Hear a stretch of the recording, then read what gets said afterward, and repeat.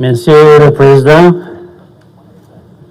vraiment, je vous remercie for allowing me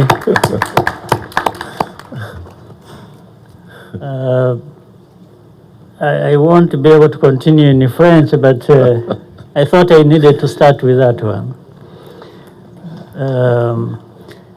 First of all, I'm thankful for President providing this opportunity for me and my delegation and the Rwandans to be able to be here to express our solidarity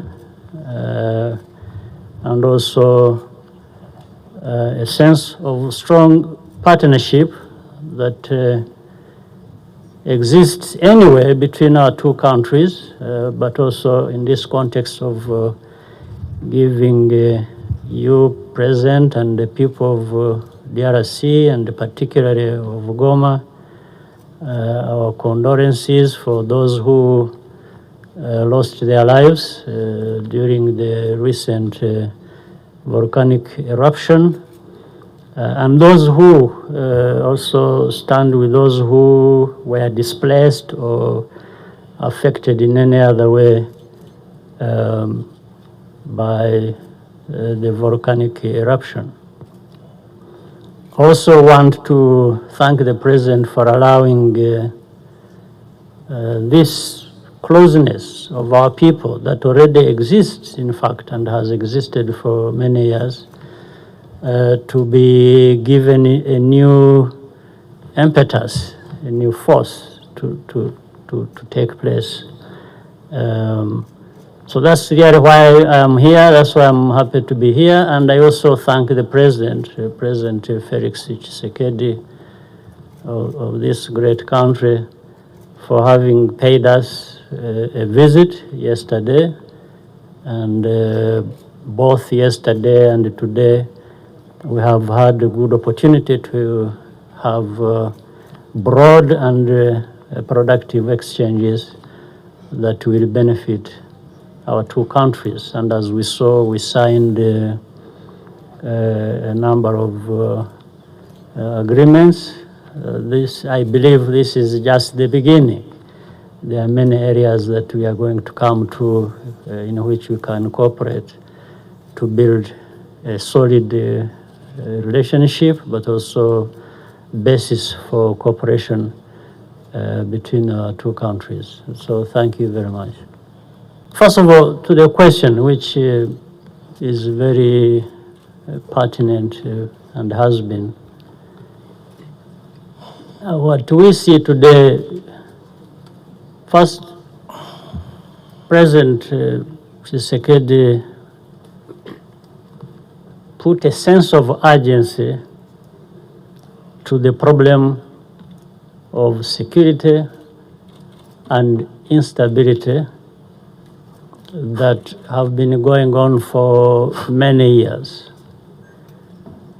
The sense of urgency is to be seen in, therefore, that action which he referred to of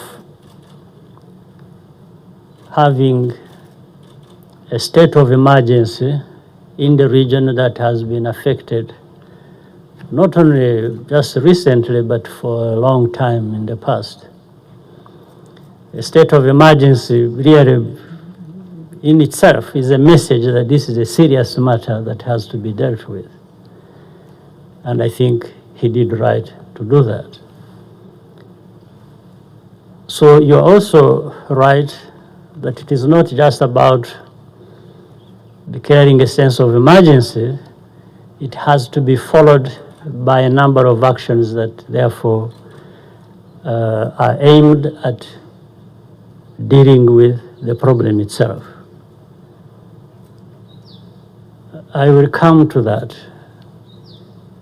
But before I do, let me say that the lack of security and peace and the instability that have characterized either this part of DRC, or our own country, Rwanda, in its history, and continuing to grapple with making sure that we come to create stability in our own country. And you cannot have stability in your own country if a neighboring country, a brotherly country, doesn't have stability. But both of us agree, President Tshisekedi and myself, that lack of security and peace and instability cannot be things that are going to be permanent in both of our countries. Neither should this be a situation that we come to get used to and live with as a normal way of living our lives. So something must be done. And it starts with what the president decided, and also what is going to be the follow-on actions that I am sure have already started, of actually dealing with the root causes of this instability, dealing with the groups that cause instability in this region.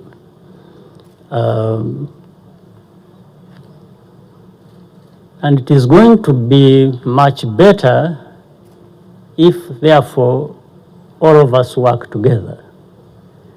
Rwanda can make its own contribution as of the situation itself, but also what will be decided by the Democratic Republic of Congo within its sovereign rights. It works with people from anywhere, neighbors and beyond, to deal with whatever problems that affect us. So this cooperation we are emphasizing, the two leaders, goes in that direction. It's saying what can you give, what can you take in this area of cooperation, so that ultimately we have our people, both Congolese and Rwandese, working together, working towards fighting the common challenges, our enemies, so that we really move towards development that we are. So Rwanda is ready to provide or to associate ourselves with DRC in whatever form within our means towards this challenge.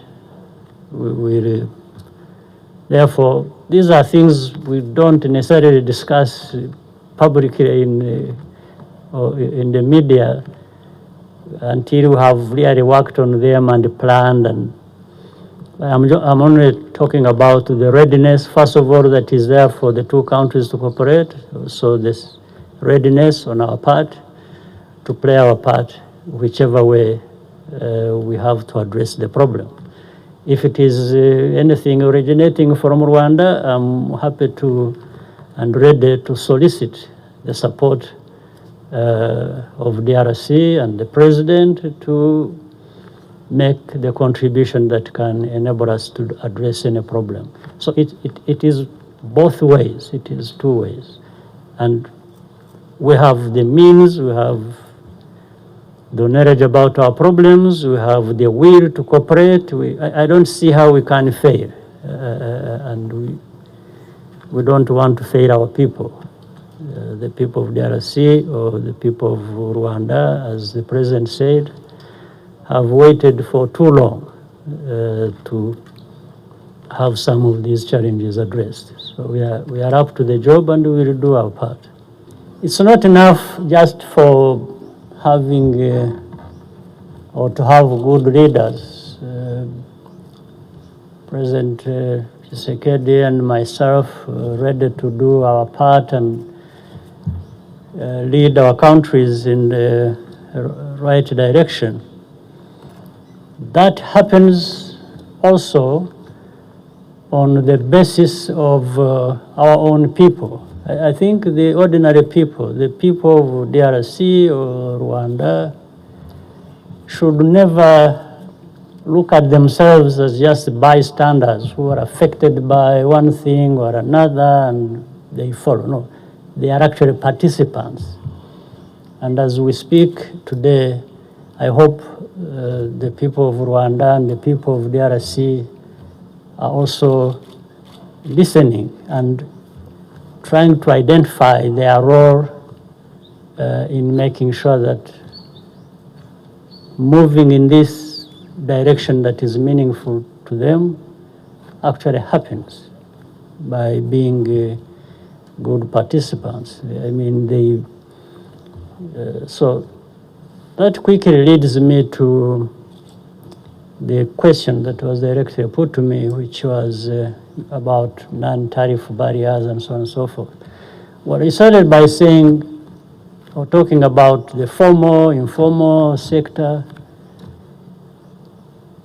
What we want to see and what we would wish to see is increasing, expanding formal sector. While that is the case, you don't go against the informal sector. What you do, what we need to do, is to help the informal sector move and formalize their businesses. We need to work with them, support them, and so that we see more of the formal sector in operation than the informal sector. That is possible. But it is possible, again, dependent on many things that need to happen, not only in terms of the good leaders at different levels, but also the ordinary people who are affected by this, but who should also participate in this. And the non-tariff barriers are things that through cooperation, through this interaction and being responsible, even as ordinary citizens, we can also address. We can put good laws in place. We can put the right infrastructure in place. We can, but at the same time, the practice is where things maybe go wrong. And therefore, through working together and nudging each other, pushing each other, even at different levels, so that people try to do what is right, I think we are the ones to succeed. This is different from where populations of either side might start. When you look at the other side, if you are a person and look at another person, and the only thing you see is a problem or a danger to you, instead of saying there is something good in that person, we can work together, then it becomes problematic. Even if you have good laws or anything, but if you have bad politics or bad attitude of seeing everything negatively, or then there is a problem. So the moment we lower this level of where we are, I think the president alluded to it in his earlier remarks, which was accurate. We can't keep this mistrust going on, because it feeds this insecurity, it feeds all kinds of bad things, and we cannot succeed even in these socio-economic efforts we are trying to put in place to address our problems. So non-tariff barriers, in fact, again, the president mentioned it, one way of addressing it is getting rid of these security problems, looking at accountability levels, especially of leaders, and then allowing people to cooperate, to work together, do business. That and the president, having mentioned, for example, and explained the need to be together in the East African community, it helps. Why should indeed a trader in Goma, find it very expensive or very difficult to access certain things that are accessed in the neighboring country because they are a member of an organization and the DRC is not? I mean, it's really, in itself, doesn't bear logic. So these are things we need to address holistically. There are many things and different layers through which we have to. But once there is good politics, everything will happen. Politics of caring for each other, of trusting each other. And where there are wrong things, then we get together and address them and say, no, this is not good for anyone. It's not good for me. It's not good for you. What is the cause? Who are the ones responsible? Then we fix that. I think it's always going to be possible between our two countries. So thank you very much. Don't forget to leave your comment, like, share, and subscribe to be with us in next videos. You can also follow us on Instagram, X, former Twitter, Facebook, Thread, TikTok, and you can also join our WhatsApp channel via PPF TV1. Peace.